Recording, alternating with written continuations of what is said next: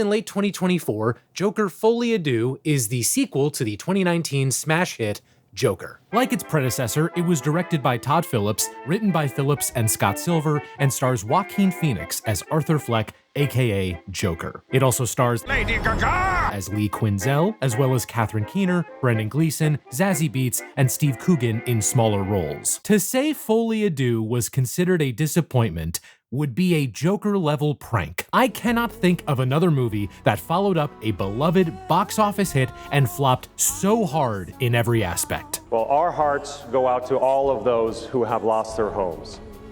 And I'm talking about the producers of Joker 2. Damn, best delivery of the night, all right. Only a sick, freak, bastard man would have anything good to say about this movie. My time to shine. Quick heads up before I start defending this movie, we're going to be touching on a lot of very serious subject matter, so viewer discretion is advised. And I'm spoiling things, but you're adults. And the movie has been out there and available, so just deal with it. But before we go any further, I should give you my thoughts on Joker 1, because they do inform how I responded to Joker 2. This is a film that set records at the box office, a film that continues to resonate with culture, and a film that I really don't like. Joker is a film about what you get when you cross a mentally ill loner with a society that abandons him and treats him like trash. You know this because it tells you. What do you get? I don't think so. When you cross a mentally ill loner with a society that abandons him and treats him like trash! It's also a film about how the system doesn't give a shit about people like Arthur Fleck, and it really doesn't give a shit about people like his counselor either. You know this because it tells you. They don't give a shit about people like you, Arthur.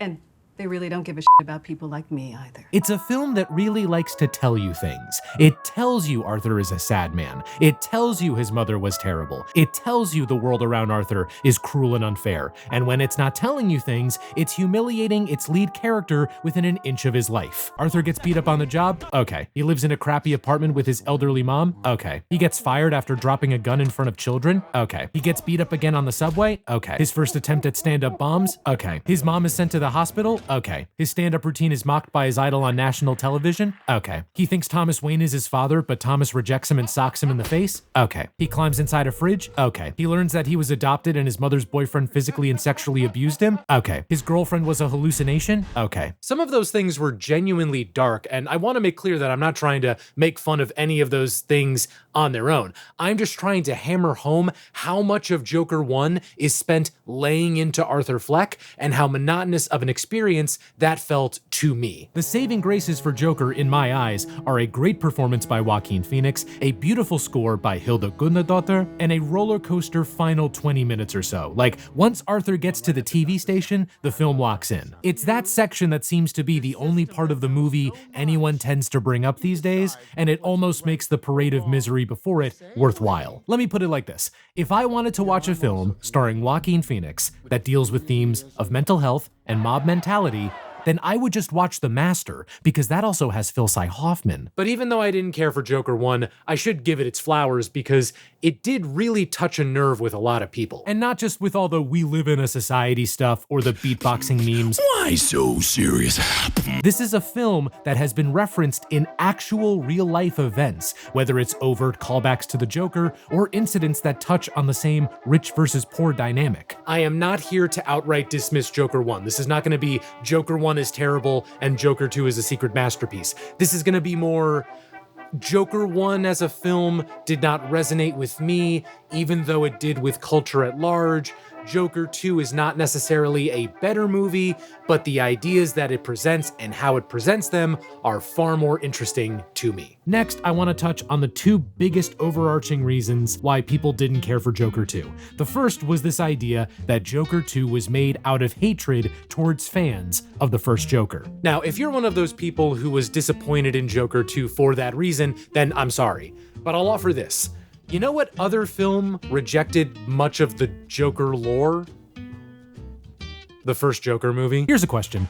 How much of Joker 1's story requires that it is set in the Batman universe? It takes place in a city called Gotham, there is a hospital called Arkham, the Wayne family exists, and the lead character eventually becomes someone named Joker. Okay, all well and good, but what happens if you change those things? Change Gotham to Manhattan, change Arkham to Weenie Hut General, rename the Waynes to the Roys, and change Joker to Yoker, make him an egg guy. The story would be the same. A man reckoning with past trauma and mental illness is repeatedly kicked down until he decides to kick back. The world is a playground designed for you and only you to achieve your highest level ambitions. The only part of the movie that wouldn't work is how Arthur's actions lead to the death of Bruce Wayne's parents and thus the birth of Batman, but I'd argue that isn't even necessary to the overall story of the movie. That's just DC making sure you remember this is a DC movie and they do have the rights to Batman. Hell, Todd Phillips' pitch to Joaquin Phoenix for Joker 1 was, let's make a real movie with a real budget and call it Joker. I'm telling you, compared to other comic book movies, the first Joker is far more in line with movies like Falling Down, Gran Torino, and 2 Scorsese films that everyone brings up, Shark Tale, and that one episode of Entourage. And to be clear, I don't mean that as a bad thing. In fact, part of Joker 1 and Joker 2's appeal to me is that they aren't tied down by what other stories in the Batman world have done before. They're free to tell their own stories. So personally, I like that these movies are their own thing. I enjoy watching how Joker 2 reckons with the first movie's legacy, and I like how it tries to build on its own version of the Joker. The second reason why Joker 2 was so reviled, and the thing that puts it into my purview, is that it's a musical. Full disclosure, I like musicals. Some of my best friends are musicals. I know they've become a tad despised over the past few years to the point where studios market their musicals as if they aren't, but I do like them. Still, it's not like I just love musicals because they're musicals. My least favorite film of 2024 was a musical. When people complain about Joker 2, they often mention the story about how the musical idea came to Joaquin Phoenix in a dream. What they don't mention is how extensive that idea was. Joker 2 was planned to be a Broadway show. Even in Joaquin's dream, he recalled Todd Phillips talking to him in a headset. It was only once COVID happened and the first Joker made a joke-tillion dollars that they adapted the idea into a feature film. From its very inception to the final film, music is at the core of Joker Folie A Deux, which leads me to a potentially spicy take. We can talk all day and night about whether or not Joker 2 should have been a musical, but I find it very hard to deny that the music we got sounds good. Editor Mike hopping in real quick to just let you know that editing this video has turned me into the Joker. I had to upload like 20-something versions of this video to make sure that it wouldn't get claimed by Warner Brothers copyright system. In my years of doing this, I've never seen some of the stuff I've seen when working on this video. I'm talking about 2 seconds of the movie being used means the entire video is just claimed. Like, I've never seen that before. And I talk about music, so that's especially wild. All of that's to say, I won't be able to play you super long clips of the music in this movie, unfortunately. But if you want to see a version of this video that plays more of the music and goes into more of my thoughts on the movie, you can find that video over on Nebula. And there'll be a link in the description if you want to go check that out. But yeah, apologies for the interruption. I hope you enjoy the rest of the video. Joker 2 is what you'd call a jukebox musical. Aside from one song written by Lady Gaga, the songs are all pre-existing tunes. They run the gamut from Broadway show tunes to more contemporary fare from Stevie Wonder or the Carpenters. And the arrangements for the film are good. They sound good. They're upbeat when they need to be, they're laid back when they need to be, and they're somber when they need to be. Sometimes I even felt like the use of music in Joker 2 improved on how it was used in Joker 1. Here's an example, and this might be a minor and kind of petty point, but I'm gonna make it anyway. There's the scene in Joker 1 where Joker kills his Joker mom and his Joker coworker, and then does the Joker dance on the Joker steps. And he's dancing to a Gary Glitter song, but then it just cross-dissolves into Hilda Gudnadottir's score.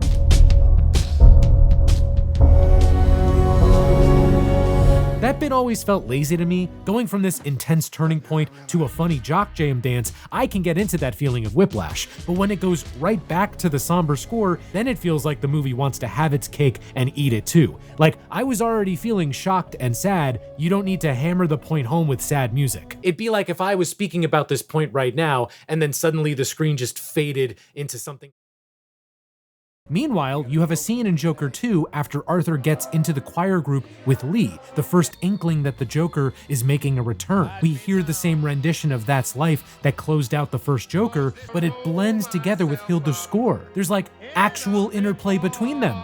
It's rad! Joaquin Phoenix's voice in Joker 2 is not conventionally good.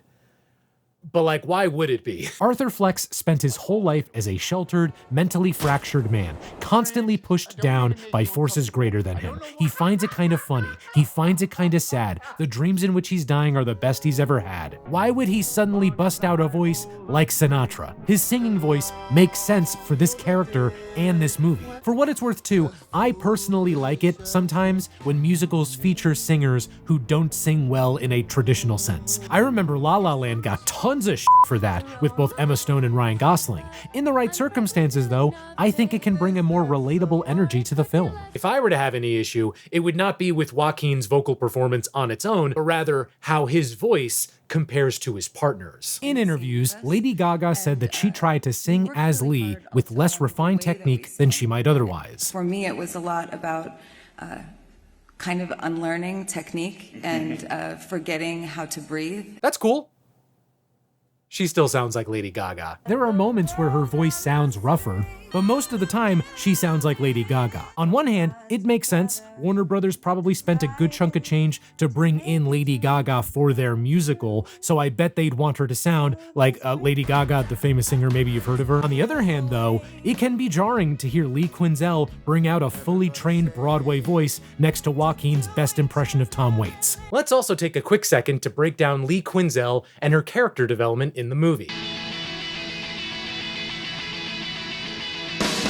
She doesn't really have any. Lee Quinzel isn't really a person. She doesn't have a personality outside of her relationship to Arthur, but I'd argue that was intentional. Her lack of personality serves to reinforce her single-minded dedication to Arthur. Lee spends the movie pushing Arthur to be the Joker she idolizes, even when it's clearly not what he wants. Do you know I moved into your old apartment building?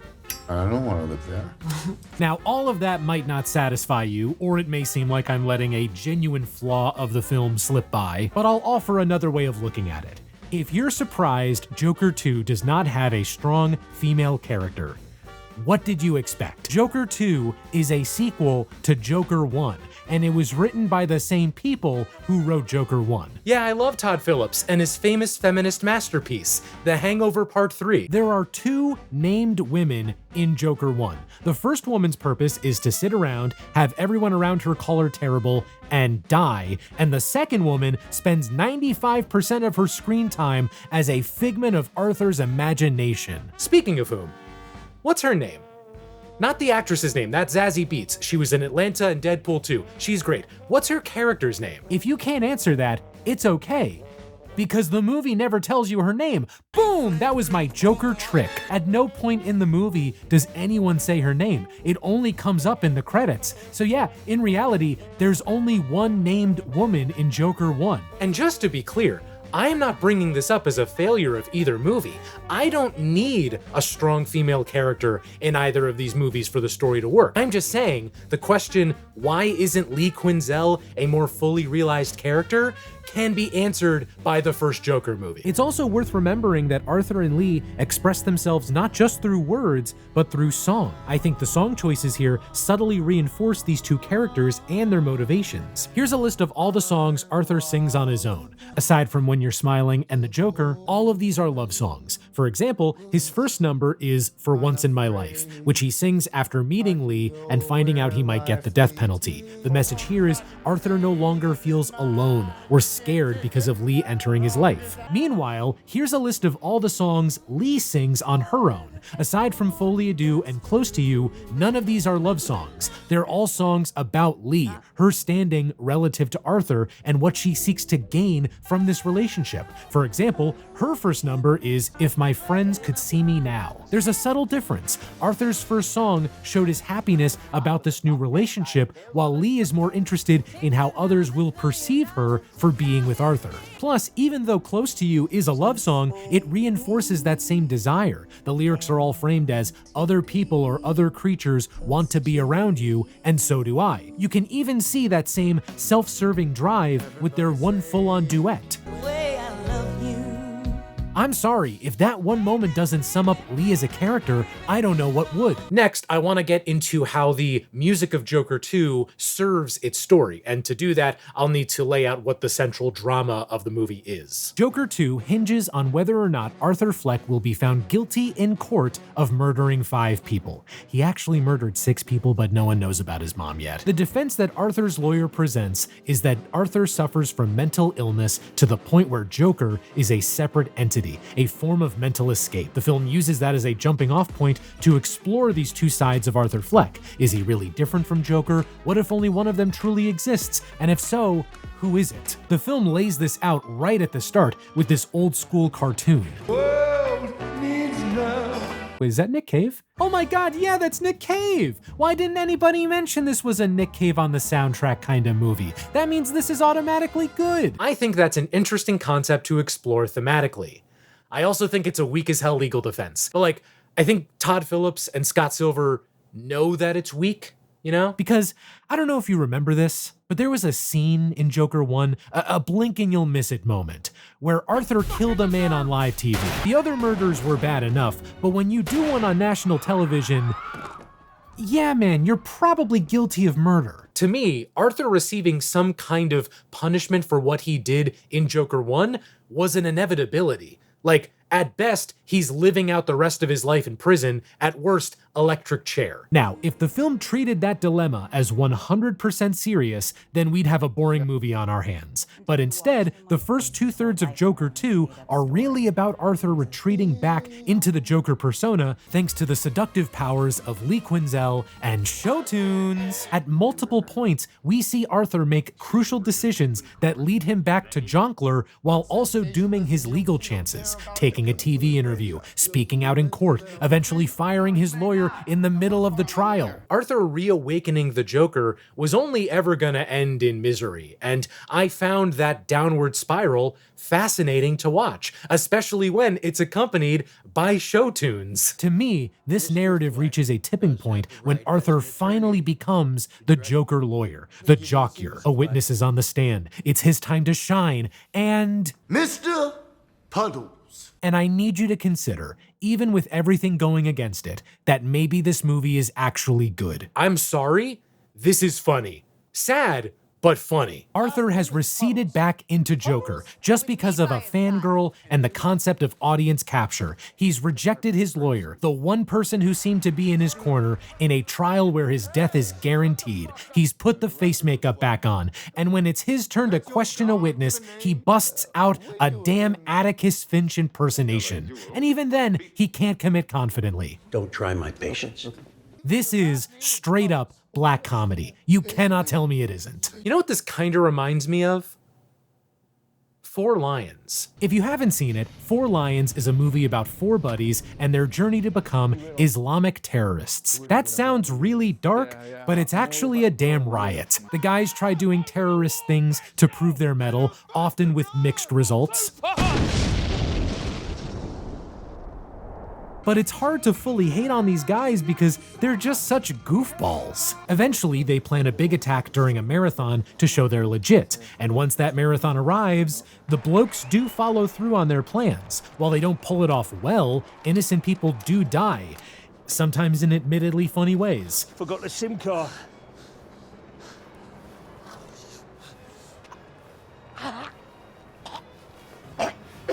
Easy, chap. Okay. It's all right. I can Heimlich. That's it. Don't fight me. That's it. And catch the peanut. And it's there where you realize, oh right, this movie is about terrorists. What makes it sadder is the leader of the group has a change of heart as the operation goes on, but he's too late to save anyone, including his own brother. And at the end, he has no choice left but to see the job through to the end.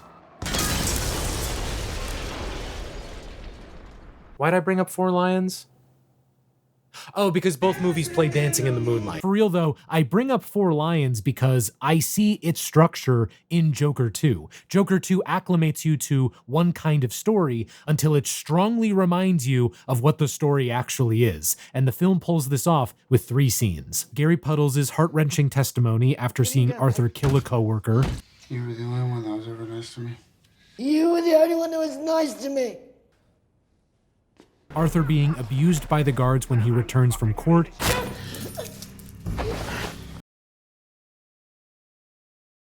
You jackass. Aren't you gonna buy me a drink first? And a young inmate being killed by the guards when all he did to deserve it was get swept up in Joker's return. It's these 3 scenes that untangle Arthur from the Joker. The first shows that being the Joker means hurting those he cares about. The second shows that being the Joker won't protect him from the abuse he suffered his whole life. And the third shows that being the Joker will result in other people dying just for following him. It's at this point when the story truly reveals itself.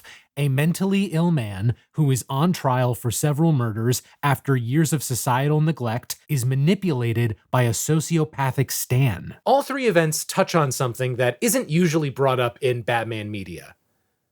Being the Joker probably sucks. Let's walk through Mr. Joker's day-to-day life. He's a mentally deranged crime lord, so his days are spent killing and torturing people or having his henchmen kill and torture people. He needs to constantly maintain his control of the city against other crime lords who want it, and to top it all off, he not only has an entire city's police department coming after him, but also a grown man who dresses as a bat. None of that sounds fun. And I'm sure some people are gonna say stuff like, this isn't that deep, and I get it, this is just a character, Joker isn't real, like, I get it, it's media, we're all having fun here. But both of these films do explore a darker, more realistic take on Joker in Gotham, so I think it's appropriate to explore this line of thought. To be the Joker would require a real messed up brain, guaranteed trauma or abuse suffered at some point in life, and a commitment to the persona, with all the good and bad things that come with it. You'd have to be the guy. So what makes Arthur the Joker? He dresses like a clown, he laughs, and he kills people. All core elements of Jokerdom, sure, but isn't there more than that? Isn't the Joker a complete sociopath? A ruthless planner? A patriotic American? Remember, Arthur outright said in Joker 1 that he's not a long-term thinker. Come on, Murray. Do I look like the kind of clown that could start a movement? In fact, I'd argue his murder spree isn't the thing that set off the civil unrest in that movie. It's the gasoline, yes, but the match is Thomas Wayne's comment about it. Those of us who have made something of our lives will always look at those who haven't as nothing but clowns. Arthur is not the guy, and maybe that's a good thing. Following Ricky's death, Arthur goes back to the courthouse with Lee and the crowd dressed up to the nines, and for his closing argument, he comes clean. There is no Joker. The Joker would never do this, tearfully admit what he's done wrong. And again, that's a good thing. I think it's telling that some of the people who were most vocal in their hatred of this movie wanted a sequel where Arthur kept going down the dark Joker path, when in reality, that is not what would have been best for Arthur. He clearly has some humanity left in him, and that's worth commending. And granted, it's a little late. He's still guilty of murder, but it's like they say, the best time to atone is before you kill 6 people, including one on live TV. The second best time is now. For his honesty, Arthur is rewarded with Lee and others walking out on him in court, a guilty verdict from the jury, a bomb going off in the courthouse. Please remember DC has the rights to Two-Face. His own fans kidnapping him, whom he then runs from, Lee rejecting him on the Joker steps through song, the police taking him back to jail, and his death at the hands of a crazed inmate who is implied to be the real Joker. Because in the reprise of Gonna Build a Mountain, Arthur sings about a son taking his place, and the inmate carves his face off screen as Arthur bleeds out. The one song I keep thinking about after seeing Joker 2 is the second end credit song. It's Joaquin Phoenix singing Daniel Johnston's True Love Will Find You in the End. I keep thinking about it because it's such an outlier. Every other song here is a show tune from decades prior or written to sound like one, yet the final song in the whole movie is Joaquin with an acoustic guitar. I'll mention as well that this is one of my favorite love songs, specifically because of the second verse. It calls out that, yes, true love will find you, but you have to look for it too. I think that second verse is why this song is included in the movie. Arthur could have continued to play the role of Joker, and he would have been loved by many, but not for who he really was. Instead, he did step out into the light. He chose to honor his own humanity instead of the character everyone wanted him to be. And look what he got for it. Here's something I've learned over the years from doing my own work as well as covering the stories of artists and musicians. The intent you have with any creative project, or in Arthur's case, murder, is not always the thing that the audience takes from it. In fact, they can often be polar opposites. At a certain point in fame, the world values the idea of who you are more than it values you. And by the end, the world had taken all that it wanted from Arthur, when all he wanted was for someone to care about him. This might be the most brazenly cynical ending to a mainstream film I've ever seen, and I'm in awe that Todd Phillips and company got away with it. That's all, folks. So yeah, Joker 2. It's not a masterpiece, and if you didn't like it, then more power to you, but honestly, I haven't been able to stop thinking about it for months now. Like I said before, movie did bad. Real bad. Plus, Arthur's dead now, so we're definitely not getting a third movie. I am kinda glad that we're gonna be moving past the Arthur Fleck Joker era, as it were, but I am glad that we got a strange and fascinating movie like Folie A Deux out of it. We got something that wrestles openly in real time with its predecessor and its own fan base, while also telling a complex story with a fresh execution. This could have been just a rehashed Joker 1, but instead we got Todd Phillips's End of Evangelion. And if you're still sore over Folie A Deux, then allow me to quote the man himself. Why so serious? See, if any of the songs had Joker beatboxing, then everyone would have loved this movie.